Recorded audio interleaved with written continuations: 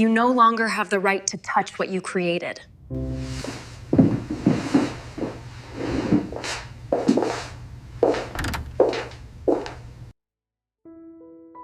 The projector light cut across the glass wall like a blade, bright enough to sting my eyes. I was halfway through presenting the final dataset for NeuroSync, the post-surgery neural implant I'd spent nearly a decade perfecting, when Graham Ellis, our CEO, raised his hand. The room went still. "We'll be moving into a new phase," he said, his voice steady, almost casual.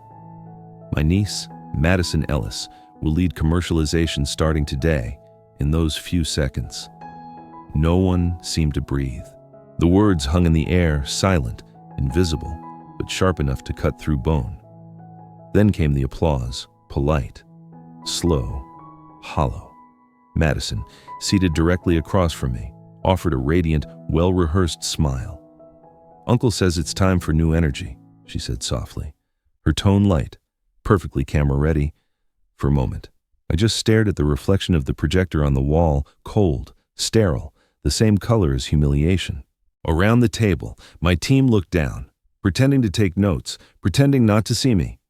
Have you ever watched your life's work handed to someone else while the room stayed quiet? Tell me where you're watching from right now, and if this moment feels familiar. Stay with me. The story's just beginning. My name is Cole Harrington, 42 years old, senior neural engineer at NeuroLife Systems in Boston. I built the NeuroSync implant, a system that turned post-surgery recovery into real-time data and saved hundreds of patients from relapse. 9 years of trial runs, failed prototypes, and midnight calibrations, all leading to the project they now call a $2.7 billion breakthrough. And today, they replaced me with a smile and a slogan about new energy. When the meeting ended, chairs scraped and conversations started again as if nothing had happened. I walked back to my office alone. On my desk sat a single photo, a little girl, the first NeuroSync patient, smiling faintly after surgery. Her eyes were still bright in the fluorescent light. I slipped the frame into my pocket. I turned off the lights. The 3D neural model on my monitor flickered once and began an automatic save. Its soft hum filling the room like a final heartbeat. As I stepped out, the company logo glowed faintly on the glass wall before fading into darkness. 9 years erased in a single announcement, and the silence that followed was louder than any applause. The next morning, the building felt different, too quiet, too polished, too foreign for a place I'd once called mine. The hallway that used to display photos of our research team faces, exhausted but proud after long nights in the lab, had been stripped bare. In their place hung a new banner stretched across the wall in metallic lettering, "Profit through Progress." I stopped for a second, staring at it. The words were sleek, confident, and empty. I walked past interns I didn't recognize, young and excited, holding tablets with Madison's logo plastered on the screens. They greeted me politely, not realizing I was the man who had built the technology they were now promoting. My badge no longer opened every door. Some lights blinked red when I swiped, as if the system itself had already decided to forget me. 9 years. 9 years since the first sketch of NeuroSync, a rough diagram drawn on a napkin during a late-night shift. I could still smell the ethanol from those early prototypes, still hear the rhythmic pulse of the monitors as our first patient regained movement in her fingers. We believed we were building something humane, a bridge between recovery and hope, but somewhere along the way, the boardroom learned to talk louder than the lab. Through the glass wall of the conference area, I saw Madison standing with the communications team, phone held high, her voice bright and polished. "Day one of the new era at NeuroLife," she said, smiling into the camera. Behind her, the words "Profit through Progress" glimmered like a promise made to investors, not patients. My phone buzzed a single message from Dr. O'Reilly, the surgeon who had been with me since the first trial. "They're testing your prototype tomorrow. It's not ready." For a long moment, I just stared at the screen. My throat tightened, but no anger came, only a dull, steady ache. I opened my laptop and accessed the internal server out of habit. The dashboard loaded slowly, but one file name made my stomach twist. NS Car Commercial Beta 1.0. That was my unfinished algorithm, the one I'd marked, "Do not deploy." Someone had copied it. Someone was going to run it on a human patient. The office around me hummed with new energy, just as Graham had promised. Voices, laughter, cameras, the sound of ambition replacing caution. But standing there, watching them celebrate, I realized the worst part wasn't losing my title. It was watching something meant to heal turned into a marketing stunt. I closed the laptop, leaned back in my chair, and listened to the hollow noise of progress echoing down the hall. For the first time in 9 years, Neurolife no longer felt alive. By Wednesday morning, my name had already vanished. The internal directory that once listed Cole Harrington, senior neural engineer, now skipped straight from Harper to Keller. My calendar was empty, my email locked. Every time I tried to log in, the same gray message appeared: access denied, account disabled. At first, I thought it was an error some clerical oversight HR would fix by noon, but when my badge refused to scan at the elevator, I understood. The small red light blinked in rhythm, mocking me with every failed attempt.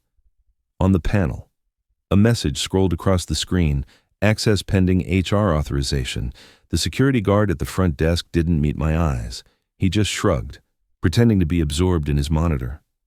Down the corridor, familiar faces passed without acknowledgement. A few whispered to each other. Others stared straight ahead as if I were a stranger trespassing in their building. When I caught the gaze of Ryan, one of my junior analysts, he hesitated, then muttered under his breath, "It's above my pay grade." Cole. He walked away quickly, guilt trailing behind him like a shadow. I stood there for a long moment, holding my useless badge, the weight of it absurdly heavy. The hallway hummed with the same artificial brightness as always, but something had shifted. The air felt colder, metallic, indifferent. Eventually, I found myself walking down to the sublevel, the old laboratory we'd abandoned years ago when the company upgraded to glass-walled innovation centers. The elevator no longer recognized my ID. So I took the service stairs, the hum of machinery growing louder with each step. The door creaked when I pushed it open. The smell hit me instantly: dust, sterilizing alcohol, and faint traces of burnt circuitry. It was darker than I remembered, lit only by a single strip of flickering light.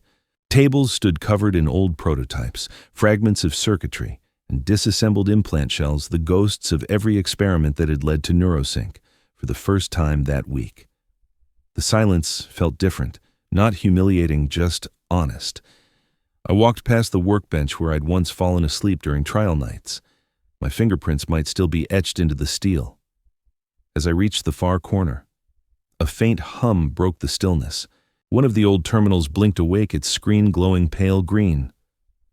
The login prompt appeared, cursor pulsing steadily. Without thinking, I typed root test. The system accepted the command. My heart stumbled. Somehow, the backup admin account I'd created in the first year, long before Neurolife's rebranding, before Graham's board politics still existed, still alive, in a building that had erased me completely. One forgotten machine still remembered my name. The old terminal took longer to load than I remembered. Lines of code flickered across the screen in a pale green wash, carrying the faint hum of a dying machine. I logged into the forgotten admin profile root test and opened the latest build of the NeuroSync algorithm. What I found made my chest tighten. Buried inside the neural mapping module was a line of faulty code, an uncalibrated feedback loop that could trigger overstimulation in post-surgery patients. It wasn't a minor bug. It was catastrophic. If the implant deployed this version, it could overload neural receptors and cause irreversible damage. Someone had pushed it live. I sat back, the fluorescent light buzzing faintly above me. My first instinct was disbelief. Maybe it was just a test branch. Maybe no one had noticed the merge. But the metadata told a different story. The commit tag read NS Commercial Beta 1.0. Madison's initials were in the signature. They were going to use it. My hand was already on the phone before I thought it through. The call rang twice before Graham answered. Cole. His tone was calm. Too calm. "There's a serious error in the beta model," I said quickly. If they're testing it tomorrow, someone could get hurt. You need to stop. He cut me off. It's not your concern anymore. Then he hung up. For a moment, I just stared at the phone. The line went silent, but his voice lingered in my head. Clean and practiced like the way he delivered press statements. Not my concern. The phrase repeated itself until it hollowed out everything inside me. They weren't blind to the risk. They were choosing it. Choosing profit over patience, optics over ethics. Neurolife, the company I had built to protect human lives, was preparing to gamble with them. I turned back to the monitor, scrolling through the code again, this time slower, methodical, deep in the initialization protocol. I found something that stopped me cold, a variable I hadn't seen in years, bio-sequence origin. It was the foundational encryption key I had designed during the early trials. Before Graham brought in the investors, the code referenced my biometric signature, my heartbeat pattern, for years. I'd used it only as a security measure to verify neural data authenticity. But in that moment, I realized something bigger. The entire operating network still depended on it. Every active implant, every line of data flowing through Neurolife systems was authenticated through my biological encryption. I leaned back slowly, the hum of the terminal steady beneath my palms. They had erased my name from every record, but they'd overlooked the one thing they couldn't delete me. The lab was colder than usual that night. The hum of the ventilation mixed with the quiet ticking of the old wall clock, a rhythm that almost matched my heartbeat. I stood in front of the primary console, the same workstation where NeuroSync had first come to life. The screen glowed pale blue, waiting for input. My reflection in the glass looked like a stranger, tired, hollow, but steady, for hours. I'd gone over the data again and again, searching for another way out. There wasn't one. The faulty algorithm was already being integrated into the live model. By morning, Madison would present it to investors and hospitals as the next medical revolution. They didn't know or didn't care that one misfire could destroy a patient's neural pathway forever. My father's voice came back to me, faint but clear, as if he were standing right beside me. Do it to heal, not to hurt. He had said it after my first surgery as an intern, when I'd shaken so badly I could barely hold the instruments. Back then, it had sounded like comfort. Tonight, it felt like a test. I placed my hand on the biometric sensor. The glass was cold, pulsing with faint light. My heartbeat appeared on the screen steady, then faster. Every signal passing through the system recognized it. After all these years, my pulse was still the master key of Neurolife's data infrastructure. For a long moment, I hesitated. This wasn't revenge. This was preservation. To stop them meant freezing everything: the servers, the implants, the entire database that powered NeuroSync worldwide. It would cost billions, maybe end the company entirely. But if I didn't act, the cost would be human. I closed my eyes and exhaled slowly. Then I entered the final command. Execute neural recall. The console responded with a low chime. Streams of code rolled across the monitor, each one blinking out as the data encrypted itself under my biological signature. One by one, the systems began to lock quietly, cleanly, like a machine going to sleep. The heartbeat graph on the display synchronized with mine, then froze in perfect stillness, somewhere above me. I could almost hear the celebration beginning, the sound of heels in the hallway, the echo of cameras, the low murmur of investors arriving. Madison would be on stage soon, smiling into the spotlight, unaware that the foundation beneath her was already dissolving. I removed my hand from the sensor. The light faded, leaving only the reflection of my face in the dark glass. My chest felt heavy, but my mind was clear. What I had done wasn't destruction, it was triage. The conference hall was a stage built for spectacle: rows of cameras, lights angled to flatter, investors lining the front seats like judges at a trial. I wasn't there to see it in person, but I could imagine every detail. I'd helped design that very room years ago, on the massive display behind her. Madison Ellis stood poised, microphone in hand, her voice bright and confident. "Ladies and gentlemen," she announced, "welcome to the next era of neural medicine." The crowd erupted in applause. Flashes went off. Graham Ellis, sitting in the front row, leaned forward with the pride of a man who thought he'd just bought the future. Madison pressed the button on her tablet to launch the live demonstration. And then, it began. The screens flickered. A system prompt appeared, thin white letters against black authorization failed. Biological mismatch. A silence settled over the room. Sharp and immediate. Madison's smile faltered. The PR team exchanged panicked glances. Graham stood abruptly. "Fix it," he barked. "Now." Technicians rushed to the consoles, whispering, typing, trying every override they could find. But each command returned the same phrase. Over and over, authorization failed. Biological mismatch. The lights above the stage dimmed, one by one, like the slow collapse of a nervous system. Cameras kept recording, the investors whispering among themselves. Graham's voice broke through the chaos again, louder this time, furious. Get it back online, do something no one could. Across the city, I stood by the Charles River, the winter air cold enough to sting. The water reflected the lights from Neurolife's tower across the skyline, a shimmering pulse of white and blue on my wrist. My biometric watch glowed faintly, matching my heartbeat. Each pulse sent a silent signal across encrypted networks, a rhythm only I could feel. Every server that had once carried my code, every node that had betrayed its purpose, was shutting down in sequence. The process wasn't dramatic, it was precise, mechanical, inevitable. Each heartbeat, one more light in that tower dimmed. A gull passed overhead, the only sound in the stillness. I watched the faint glow from the headquarters fade floor by floor, like a city losing its power. Somewhere, Madison was still at the podium, pretending it was a glitch. Graham was shouting orders into a phone that no longer connected to anything, and me, I didn't smile, I didn't speak. I just stood there, breathing evenly, listening to the quiet rhythm that governed it all. The perfect system was ending exactly as it began, through control, not chaos. No one would trace it back, no alarms would trigger. The collapse would look like coincidence. I looked down at my watch one last time. The light blinked once, then went still. By morning, the headlines had already spread across every financial network. 2.7 billion data loss at Neurolife systems worldwide offline.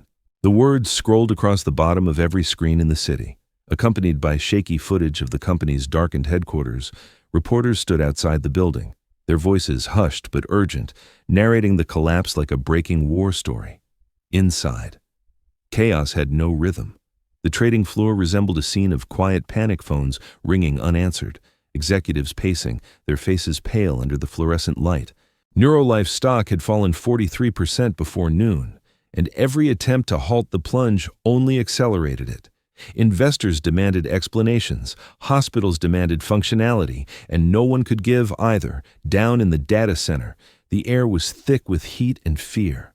Dozens of engineers crowded around dead terminals, their reflections flickering across blank monitors. Someone cursed under their breath, another wiped sweat from his face. Rows of machines hummed and blinked sporadically, as though trying to breathe through a failing lung. Then, on the central screen, a single message appeared, calm, deliberate, almost taunting in its simplicity, system awaiting original founder's pulse signal. The room went silent. No one moved for several seconds. Then a technician whispered, "What does that mean?" A senior engineer leaned closer, scrolling through lines of system code, tracing it back to the root authorization key.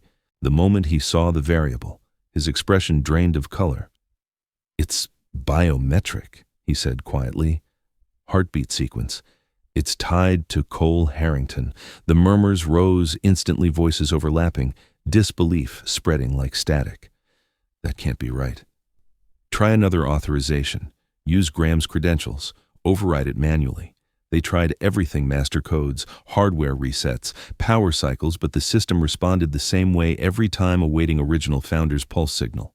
On the surveillance feed, the CEO's office came into view. Graham Ellis stood by the window, clutching his phone, shouting into it, his voice breaking with desperation. From where the engineers stood, his words were muffled, but the panic was unmistakable. "He said he could fix it," Graham yelled at someone on the other end. "Find him. I don't care what it takes. Get him here now." But even as he shouted, he must have known. The man he'd replaced, erased, and humiliated was now the only one who could revive the empire he'd built, and Cole Harrington wasn't coming back. The temperature in the data room climbed, fans struggled to keep up, engineers exchanged looks helpless, terrified. The company that once promised immortality through data was dying in real time, on the main screen. The message pulsed again, each flicker syncing with a rhythm that no one in that room could replicate. System awaiting original founder's pulse signal. And for the first time, Neurolife had no heartbeat. He found me 2 days later, not through lawyers or intermediaries. This time he came himself. Graham Ellis stood in the doorway of my small apartment overlooking the river, his tailored suit looking strangely out of place against the gray morning light. He didn't speak right away. He just stood there, jaw tight, eyes sunken from sleepless nights. When he finally did, his voice was lower than I'd ever heard it. "Help us restore it." "Cole," he said. "Name your price." For a moment, I said nothing. I watched him shift under the weight of his own words, the silence stretching thin between us. He'd once called me a replaceable engineer, a technician with an ego problem. Now, standing in my doorway, he looked like a man asking for air. I gestured toward the chair across from me. He didn't sit. "It's not about money," I said quietly. "It's about accountability." He blinked, maybe from disbelief, maybe from shame. "You don't understand what's at stake. Hospitals are offline, research data, years of it gone." I leaned back, not gone, just returned. Behind him, another voice trembled. Madison stepped into view, pale, her confidence stripped away. She looked younger than I remembered, her phone clutched in one shaking hand. "The patients, the data," she whispered. "They're saying everything's lost." I turned my wrist, and the face of my biometric watch glowed softly. A string of code shimmered across the display, backup secured via patient consent. Graham frowned. "What is that supposed to mean?" "It means," I said evenly, "that the data doesn't belong to Neurolife. It never did. Every neural record was generated by a living person, someone who trusted us to protect it. I made sure it stayed that way." Madison's eyes widened as she began to understand. "You didn't delete it." "No," I said. "I gave it back. The full NeuroSync archive was transferred to an independent medical foundation under public protection, patient-owned, legally verified, for the first time." Graham had no words. He looked like a man trying to calculate the cost of morality in dollars and finding it unmeasurable. "You could have destroyed us," he said finally. "I didn't have to." I replied, "You did that yourself." He stared at me, then at the quiet glow on my watch. The same heartbeat that had once powered their empire now pulsed in calm. Steady rhythm outside. The river reflected the morning sun, unbothered, indifferent, moving on. They left without another word. When the door closed, I stood for a while in the silence, not triumphant, not vengeful, just still. For the first time in years, I felt something close to peace the morning the story broke. The city felt unnervingly quiet. News anchors spoke with the kind of restrained urgency reserved for scandal and tragedy. Across every major network, the same headline scrolled in bold: "Neurolife under investigation for unapproved human testing." Images of the company's headquarters filled the screen, once symbols of innovation. Now, scenes of chaos, security guards blocking reporters at the gates. I sat in the cafe across the street, coffee untouched, watching the coverage unfold. The anchors listed the accusations: unethical clinical trials, falsified data, deliberate concealment of safety flaws. It was everything I had warned them about, now amplified through 1,000 microphones. By noon, the National Medical Ethics Council had opened an official inquiry. Their statement was brief but devastating until the investigation concludes. Neurolife's license to operate is suspended. The words hit like a gavel. In less than a day, the empire that had once towered over the biotech world was unraveling. Graham Ellis appeared on screen later that afternoon, leaving the building through a side exit, flanked by lawyers. Cameras flashed as reporters shouted questions. He didn't answer any. His resignation was announced an hour later. The board's statement was curt, effective immediately. Madison wasn't spared. A leaked memo from the council named her directly accused of authorizing the beta trials without clearance. Her professional license was revoked. Her reputation erased as swiftly as mine once was. Watching her face appear on the screen, eyes red. Lips trembling, I felt no pleasure, only a strange, cold relief. Justice, in its quietest form, had arrived, but the real blow came later that night. A journalist from the Atlantic Ledger published a series of leaked emails obtained from an internal source. The first line of the top message became a national headline within minutes: "If Cole resists, cut his access." Underneath, the article's title read, "He warned them. They cut him instead." I read the line twice, then again, until the words blurred. For years, they had buried my voice behind corporate statements and polished PR responses. Now, the truth was everywhere, unfiltered, undeniable.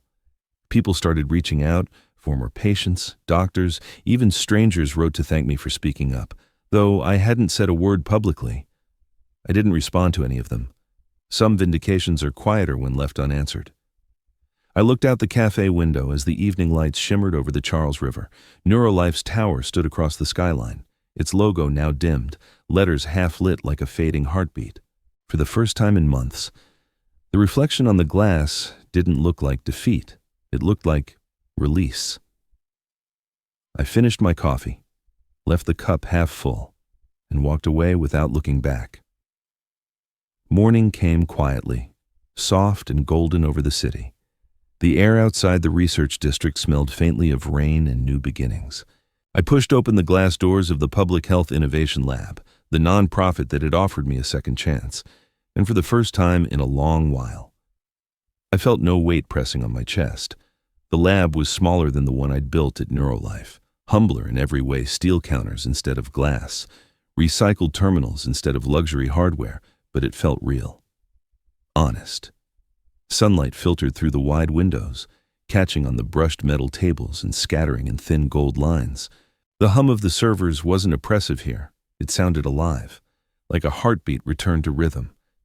I placed my bag on the nearest bench and took out the framed photo I'd carried all these years.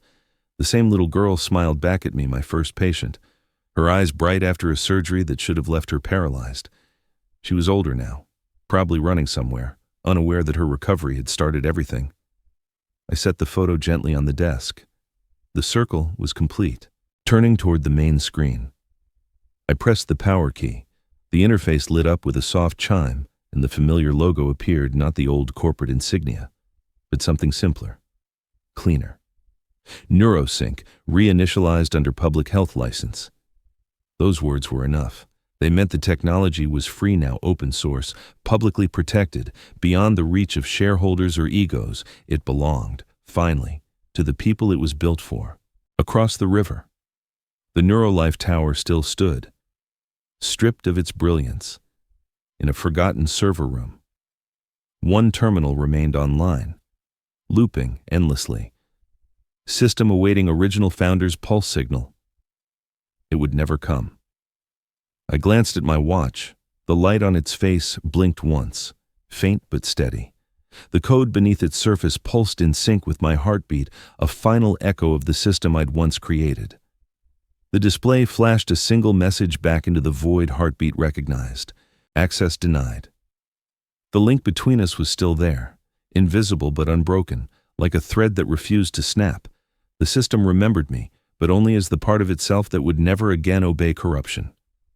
I stood there for a moment, listening to the quiet outside. Sunlight spilled across the river, turning the glass towers gold. Inside, the servers hummed softly, the world's smallest choir singing of restoration and restraint. There was no triumph left in me, only stillness. Justice didn't need applause, it only needed balance. And in that silence, surrounded by light and the steady rhythm of my own pulse, I finally felt at peace, in the end. I learned that justice doesn't always roar, it often whispers. I spent years believing that silence meant defeat, that walking away meant losing. But sometimes, the quiet choice is the strongest one you can make, when I let Neurolife collapse. I didn't do it out of anger. I did it because healing can't exist where greed lives. What we build matters, but how we build it that defines who we are. If there's one thing I'd tell anyone watching this, it's this: protect the work that carries your name.